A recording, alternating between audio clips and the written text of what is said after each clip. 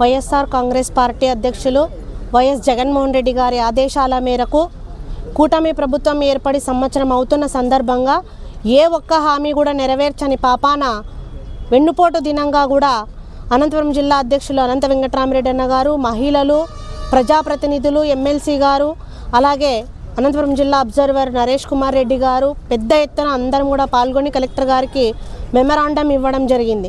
ఏవైతే కూటమి ప్రభుత్వం హామీలు ఇచ్చిందో అవి వెంటనే నెరవేర్చాలని కూడా మేము ఈ సందర్భంగా కూడా డిమాండ్ చేస్తూ ఉన్నాం. ఎందుకంటే చంద్రబాబు నాయుడు గారు ఆంధ్ర రాష్ట్ర ప్రజలకు వెన్నుపోటు పెడిచారు.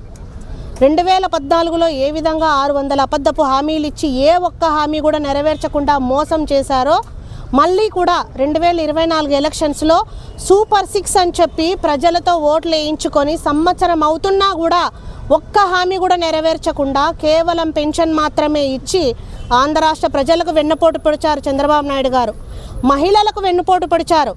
సంవత్సరానికి 3 గ్యాసులు ఇస్తామని కేవలం ఒకే ఒక్క గ్యాస్ ఇచ్చి మహిళలకు ఈరోజు అఘాయిత్యాలు చేస్తున్నారు, దాడులు చేస్తున్నారు, దౌర్జన్యాలు చేస్తున్నారు. ఒక కక్షపూరితమైనటువంటి పరిపాలన చేస్తూ ఈరోజు రాష్ట్రంలో భయభ్రాంతులకు గురి చేస్తూ ఉన్నారు కూటమి ప్రభుత్వం కానివ్వండి, చంద్రబాబు నాయుడు గారు కానివ్వండి. అలాగే రైతులకు వెన్నుపోటు పొడిచారు.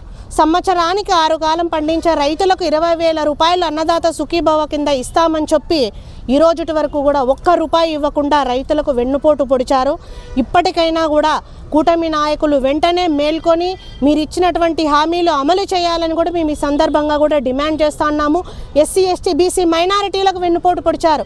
50 సంవత్సరాలు నిండినటువంటి బీసీలకు పెన్షన్ ఇస్తామని చెప్పి ఈ రోజుటి వరకు కూడా ఇవ్వకుండా వెన్నుపోటు పొడిచారు. కాబట్టి ఖచ్చితంగా కూడా మీరు ఇదే ధోరణి చేస్తే రానున్న రోజుల్లో ప్రజలే బుద్ధి చెప్తారు. మీరు ఏ విధంగా అయితే ఇచ్చారో హామీలు వాటిని వెంటనే అమలు చేయాలా. కూటమి ప్రభుత్వము ఇప్పటికైనా కూడా దిగివచ్చి పేద ప్రజలకు ఇచ్చినటువంటి హామీలు అమలు చేయాలని కూడా ఈ సందర్భంగా మేమందరం కూడా డిమాండ్ చేస్తూ ఉన్నాం.